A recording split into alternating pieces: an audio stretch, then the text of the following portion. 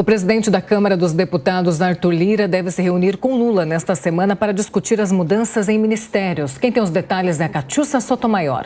Em Brasília, poderes legislativo e judiciário seguem em recesso esta semana, mas a esplanada dos ministérios pode ter movimento. É que a reforma ministerial negociada para agradar o Centrão e garantir a governabilidade ao PT no Congresso Nacional promete dar mais alguns passos. Está previsto um encontro entre Lula e Arthur Lira, presidente da Câmara, para discutir mudanças. A reunião, que foi adiada na última sexta-feira, deve definir quem ganhará espaço com a troca de votos para os projetos do Executivo por cargos no governo federal. A nova fase da articulação política para ampliar a base no Congresso inclui ajustes no comando de algumas das 37 pastas.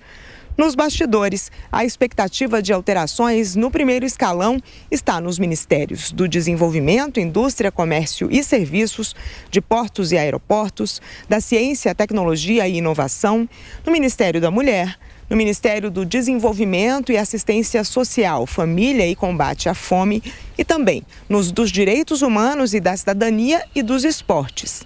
E estatais também são cobiçadas, caso da Caixa Econômica Federal, dos Correios, da Embratur e da Funasa.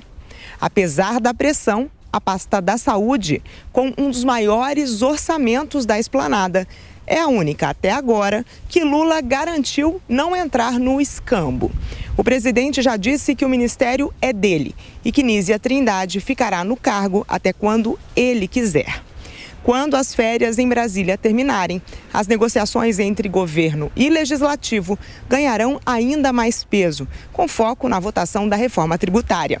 Agosto traz também o retorno do Supremo Tribunal Federal e a posse do advogado de Lula na Lava Jato, Cristiano Zanin, como o novo ministro da Corte.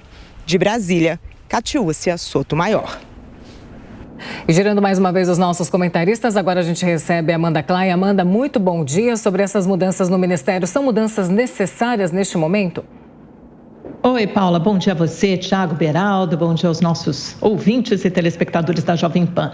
Sim, mais do que necessárias, Paula, são mudanças fundamentais para o governo nesse próximo semestre. Eu arriscaria dizer que o governo Lula inaugura uma nova relação com o Centrão. Antes é como se eles estivessem testando o espaço de cada um e testando a relação, a confiança mútua. E agora, depois da votação expressiva da reforma tributária e da maneira como Arthur Lira conseguiu articular rapidamente, em apenas uma semana, colocar esse projeto de pé para votação e efetivamente aprová-lo na Câmara dos Deputados, é que deu o start para essa nova fase, foi o gatilho. E aí colocou de vez o Centrão no colo do governo. Ele vai ter que ocupar espaços no primeiro escalão. É como se fosse um pagamento da fatura da votação da reforma tributária de outros projetos considerados importantes para o governo. E aí, a partir do segundo semestre, então, a gente tem algumas certezas. Republicanos e PP, que é o partido de Arthur Lira, farão parte do governo. E temos até já uns nomes dos ministros, os mais prováveis, aventados. André Fufuca, que já foi presidente do PP quando Ciro Nogueira se afastou para assumir a Casa Civil no governo Bolsonaro, hoje é líder do Progressistas, e Silvio Costa Filho, que é do Republicanos, uma liderança do Nordeste próxima ao PT. Então, temos nomes de ministros e os partidos que irão integrar o primeiro escalão. Agora, falta saber quais pastas irão ocupar. E aí tivemos na nossa reportagem a nomeação de algumas. O que é mais provável? Que haja uma troca das peças, uma dança das cadeiras, com o PT provavelmente abrindo espaço, isso já foi admitido pela presidente do partido, Gleisi Hoffmann, que o PT pode abrir mão de espaço para acomodar os novos aliados. Agora, o Centrão vai com toda a voracidade, queria o Ministério da Saúde, depois mudou um pouco de tática, mirou o Ministério do Desenvolvimento Social, mas o Lula disse, nananina não, essas pastas são importantes, fundamentais para o PT, não quero abrir mão dessas pastas em particular. Vamos ver então como será a conversa de Lula com Arthur Lira, porque os dois são duros e hábeis negociadores. O Arthur Lira com muita voracidade, com muita sede ao pote, e o PT, o Lula, tentando frear um pouco esse apetite do Centrão. Pois é, Beraldo, quais exigências que Arthur Lira pode fazer do governo para condicionar essas mudanças às votações no segundo semestre?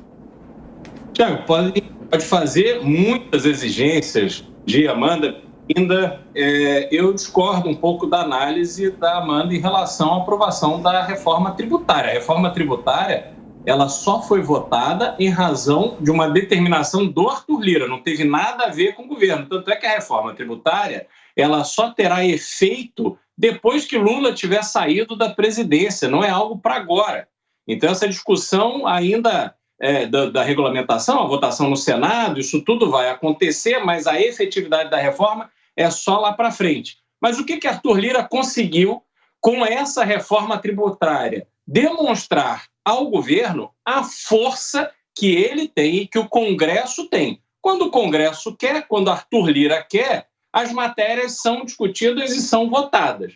E são aprovadas, porque a reforma era de interesse do Arthur Lira que fosse aprovada. E agora ele tem um cacife maior para negociar com Lula. Então haverá muita exigência de espaços determinados. Lula tentará segurar, mas Lula sabe que se não ceder espaços importantes e um pedaço importante do orçamento, não vai conseguir produzir absolutamente nada durante o seu governo.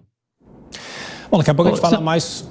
A Amanda quer rebater rapidinho, Amanda, por favor? Não era nem para rebater, era para dizer que foi exatamente isso que eu disse, Beraldo. Acho que você não entendeu direito a minha colocação. A reforma tributária só foi aprovada por causa do Arthur Lira. E agora é ele cobrando a fatura. O governo sabia que teria que pagar essa fatura. E os dois vão negociar qual será a forma de pagamento.